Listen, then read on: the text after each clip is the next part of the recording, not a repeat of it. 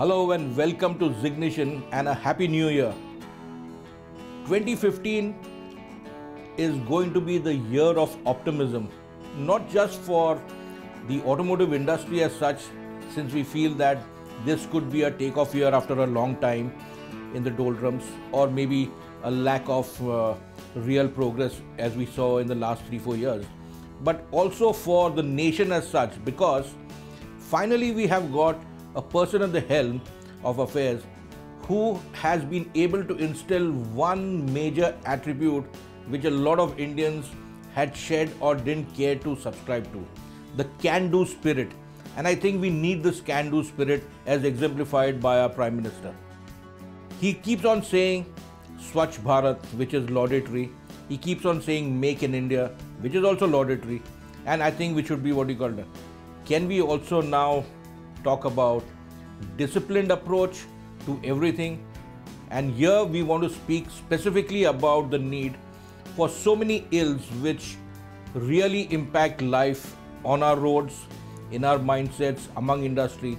We need industry to be proactive, not because of mandatory legislation, but on their own, which I think should really be indicative of its growing maturity, like how we see in Europe or Australia, Japan, USA. I think India is one of the few nations which has its own massive manufacturing industry in the automotive sphere.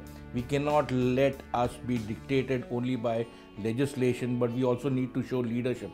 So Maruti, Hyundai, please listen very carefully. We need you to act as leaders as well. Zeegnition has put forward a solid wish list, because so many of these problems which are there, which face us on our roads, in the regular commute, in the way we buy and own cars, the way we drive them, there is a small presentation from our end which forms the thrust of this week's episode. So let us roll, and I would like to roll firstly by getting my key editorial colleagues to also expound on many of the issues which we have at hand. But I'll kickstart it first by the safety issue, especially concerning two-wheelers. India has the dubious record of over 150,000 deaths per year. A large portion of these, or rather a majority of these, are thanks to illogical thought processes about not wearing a helmet. But I think there is a bigger situation which I think we need to address. We actually start our driving wrong in this country, because we may have driving training schools. We have never had a rider training school at all. So we start wrongly on two-wheelers. It's a key aspect which from two-wheelers we graduate onto four-wheelers in that same mindset of doing so many things wrong. I think we need to look within, and everyone, I mean the riders, the drivers, the authorities, the NGOs, or whosoever is there, even the media. We must talk about better ways to become a safer, more conscious rider. From a rider, no one goes into cars directly. At least I have not, and I've seen many of my colleagues as well.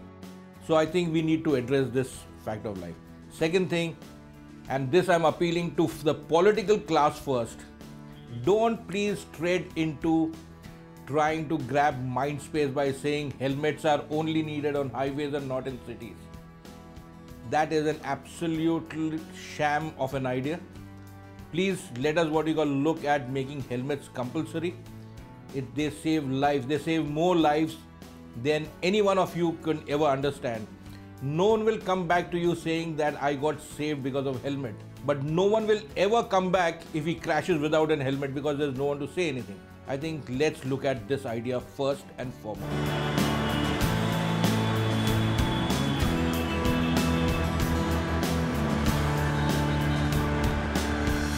Vehicle registration and transfer. Currently, when you move your car from one state to the next, you have a grace period of 12 months before you have to get it re-registered in that state. Now, while that sounds like a great process, what it works out to is a lot of harassment by the local authorities and also an exorbitant cost for the owner of the car. So what happens is that most people shun doing this and they prefer driving with their number plate as it was registered. Now, there are other issues pertaining to this, for the fact that you've already paid your road tax and your lifetime tax on your vehicle and then gotten your vehicle registered. And when you shift to a state, you're required to pay all those taxes all over again. Now, either we should have a refund system where when you're shifting a car from one state to the other, you can get a refund from the state that you're shifting out of and then use that money and re-register your vehicle in the state that you're in.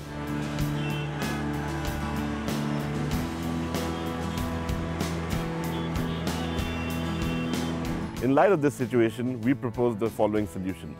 First off, we could either have a refund policy where the owner of a car can then take a refund from the state of ownership and transfer that to the new state where he's going to reside. And this can be a single day process. On the second hand, we could look at the fact that India is one country and not have this process at all. As long as the vehicle is registered in one state, it should be allowed to operate freely across all states in India. To police it, there can be a simple form filled at the local police authority where the owner goes in, gets a form, and has to carry that with them as long as they're staying in that current state.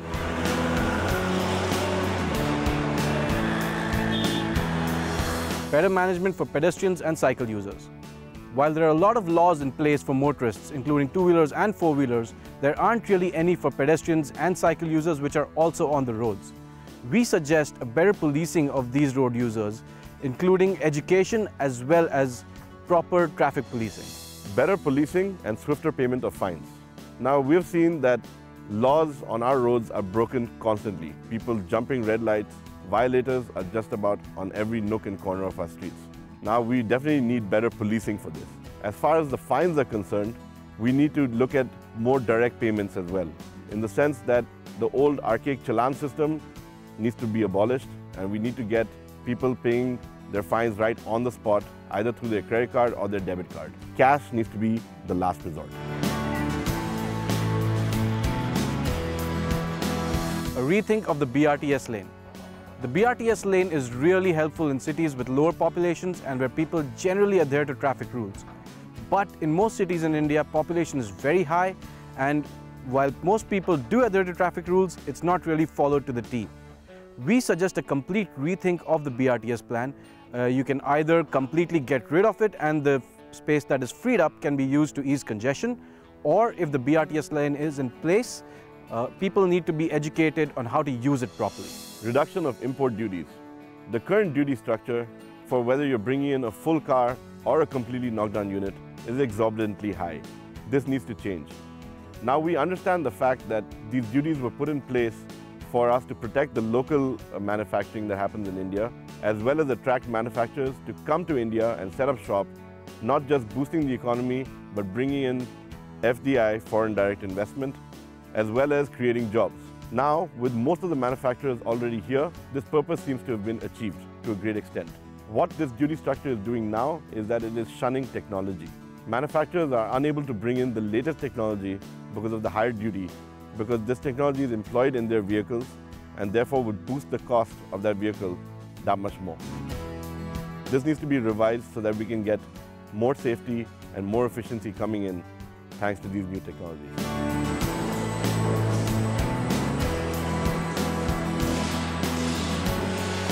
I want to focus one more issue on the subject of the automotive industry being the favorite whipping horse or the sucking pig actually for the government to really squeeze out as much revenue as possible.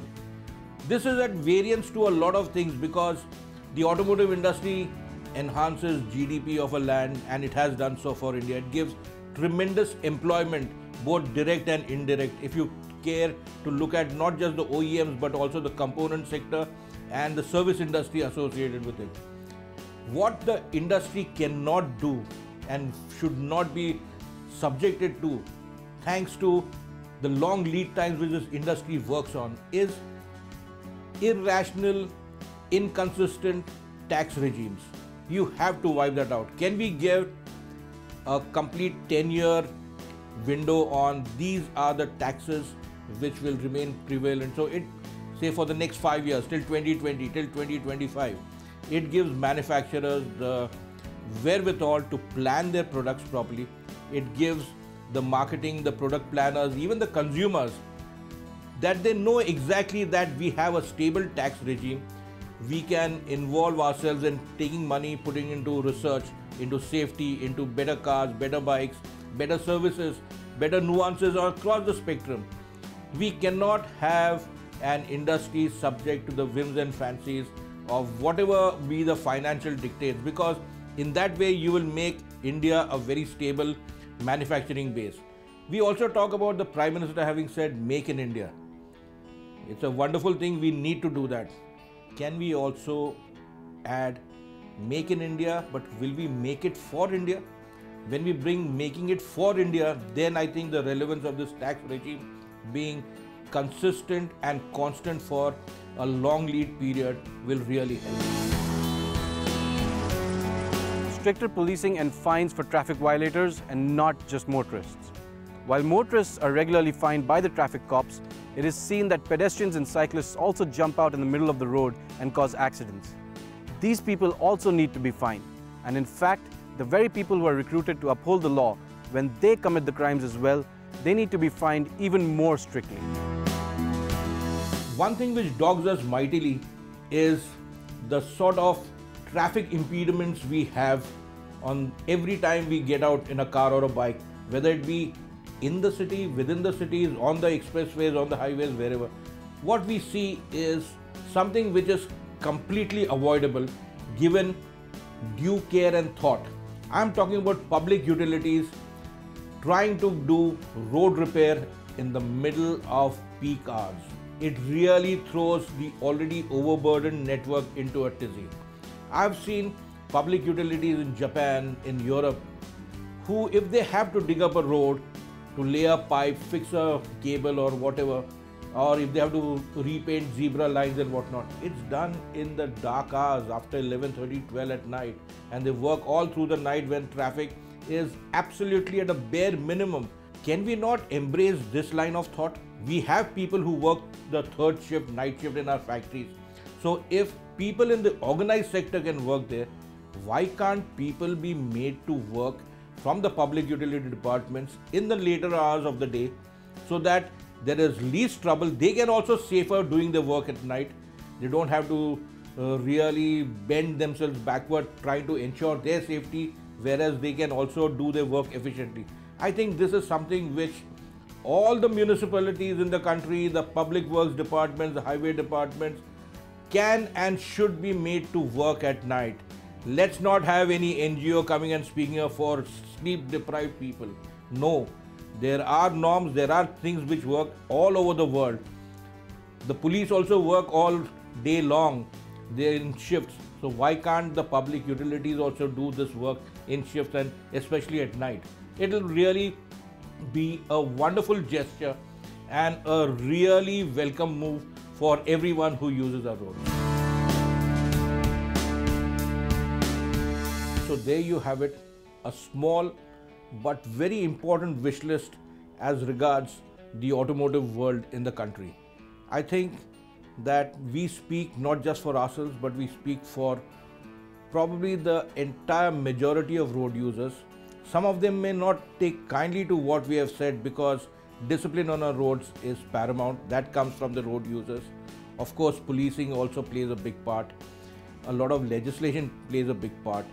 But by and large, we need to be accountable. We need the authorities to also play their role in accountability. And by and large, discipline inculcated within ourselves is taken on from the house onto our roads, and that thing should be a logical process. We do this, our aim should be to reduce fatalities on the road. Our aim should be to have pleasurable rides and drives. Our aim should be also keeping in mind our Prime Minister's wish to make India successful. We need good roads and road habits for the sake of commerce. Commerce really comes alive through road communications and whatnot. This small letter which we have penned from our editorial team speaks on all of y'all, and I think that I'm sure that the dynamism in whatever our Prime Minister has said, will manifest in a small but telling way even for the automotive world, in which we take delight, but we also need to take responsibility.